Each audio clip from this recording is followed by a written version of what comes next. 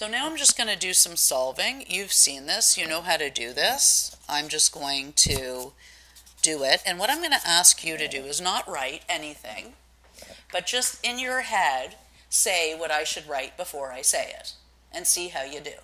Okay, so here we've got 4 times something is 32. So we're going to divide both sides by 4. Or the other way of looking at it is if it's times here, it becomes divide on the other side.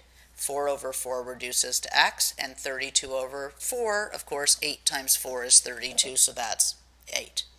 Now, you'll notice I've written a little note here, only one equal sign per line. There should only be one equal sign per line. Sometimes people start putting equal signs here. No, you don't want to do that. You just want to have one equal sign per line. Okay, now what happens here? Here we have 3x equals negative 11.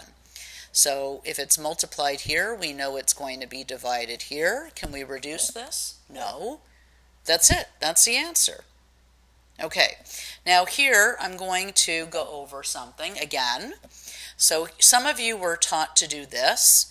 You have 2x plus 4 equals 16, and you were taught if you want to add 4 here, you have to subtract 4 from both sides.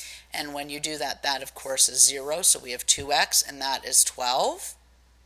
And then you go on to solve, so x equals 12 over 2 and x equals 6.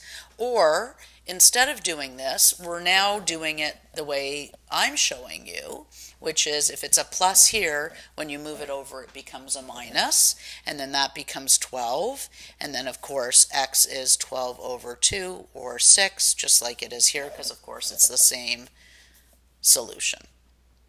So if you've been doing it this way, that's fine, but now in grade 9, we want you to start doing it this way. Okay? I think that you are ready to move to this process. Let's take a look at this one. We're going to bring the x's. So here, for example, there were no x's over here to bring, but sometimes there are. So let's do that. 3x minus x equals 6 plus 4, right? Bring x over, it's negative. Bring negative 4 over, it's positive. Now we collect, that's 2x equals 10, and then we've got x equals 10 over 2, and x equals 5. Let's take a look at this one. This one, we're going to first distribute. So we've got 6x plus 4.